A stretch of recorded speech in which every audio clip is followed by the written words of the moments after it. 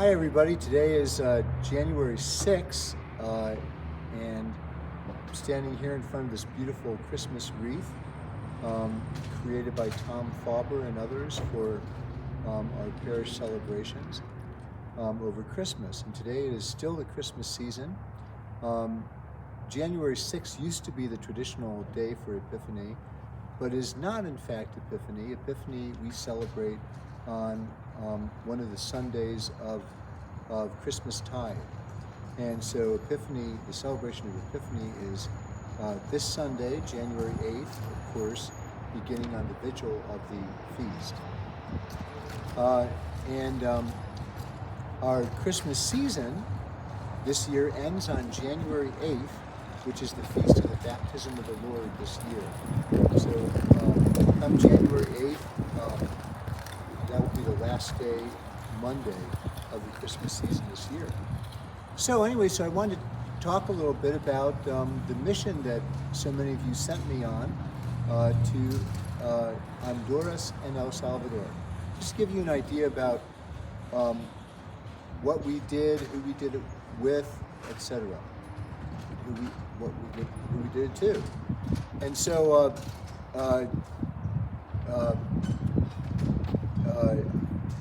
the origin of the mission trip was that Mario Dance, an old friend of mine who is the mission director for an organization called St. Paul's Outreach, which is a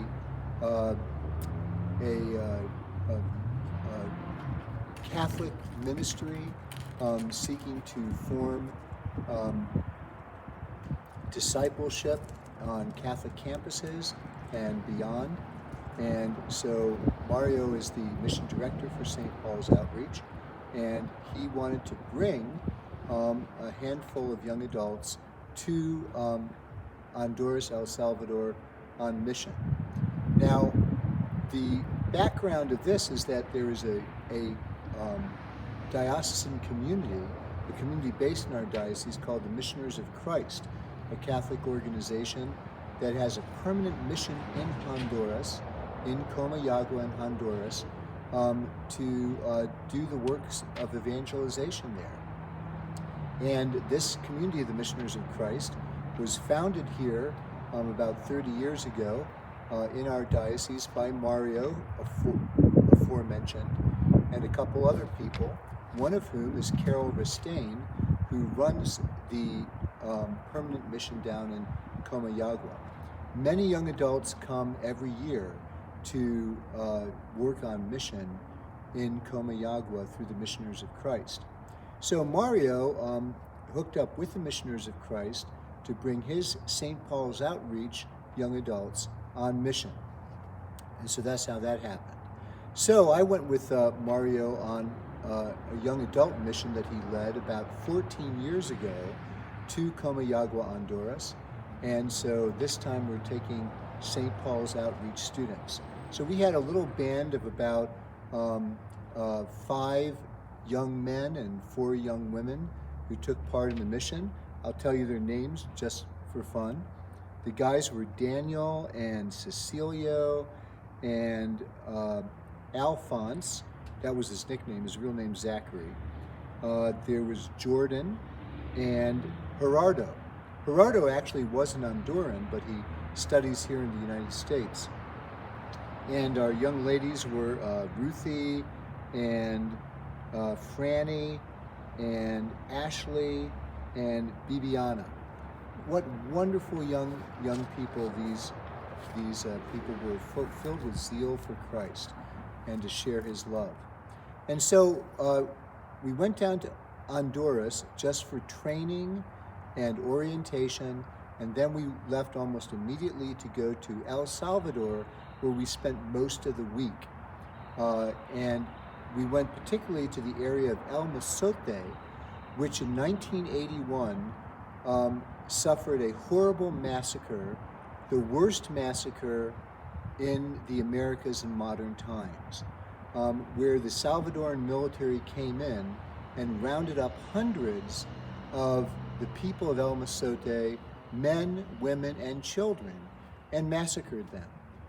We heard terrible stories about what happened there, And so the idea was that with the Missioners of Christ and St. Paul's Outreach, to go for the first time on mission into El Salvador, to this very troubled part, to try to bring the message of reconciliation, hope, and healing from the gospel.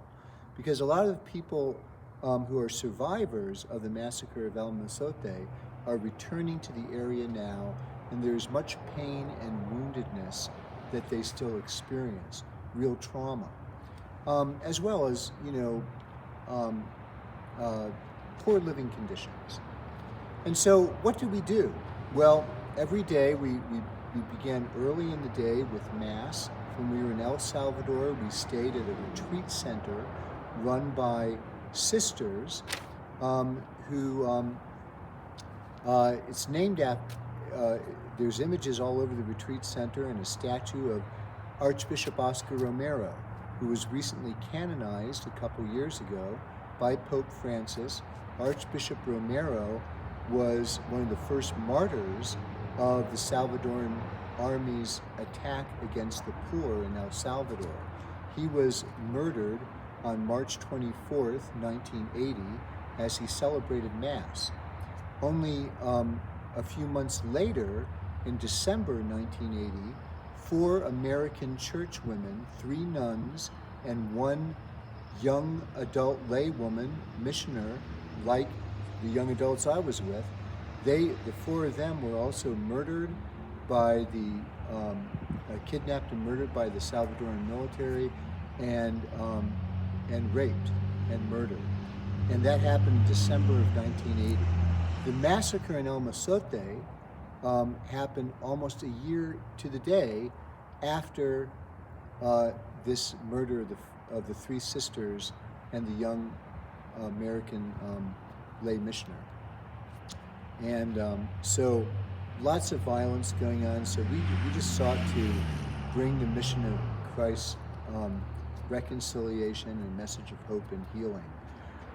The Missioners of Christ, when they go on mission, it doesn't tend to be necessarily, although it might, involve some manual labor projects, but really the mission is really evangelistic in nature.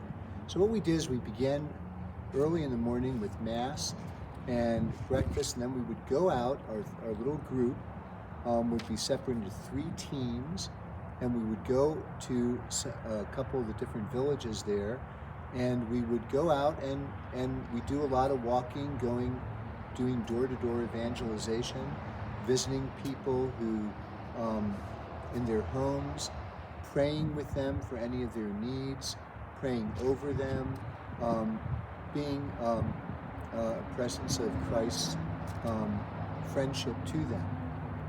And then we would invite them to come to a central location in each of these 3 locations for programs that would happen later in the day. Every day there was a program for children and a program for young people and a program for families in the evening. I was a roving person on these among our teams that went out, and whenever I was with a team, in the afternoon we would have in a central location a holy hour with exposition of the Blessed Sacrament and Mass. Every day I was doing Mass twice in Spanish, once for the team and the sisters in the morning, and then at whatever location we were at in the afternoon, where people would gather for that. Many people there don't have Mass. The local pastor has some incredible amount of parishes that he is responsible for. I'm talking something like 30. And so the opportunities, his name was Father Oscar, by the way, delightful guy, but the opportunities that most communities have for Mass is not every Sunday like we have. So for me to do Mass at one of these places was a big deal. It didn't usually happen. So, so those are the kinds of things we did, and again, the witness of our 5 young men and 4 young women was so inspiring. The love for Christ they had and how they wanted to share it and minister to the people that we were among. We talked to survivors of the massacre in their homes, and some men who had been tortured, and heard their stories. And so there's still a lot of pain and healing that must happen there. So that's what you sent me on. I thank everybody for your generosity and help sending me to bring Christ's message of reconciliation, hope, and healing to the people in El Salvador. So, Merry Christmas.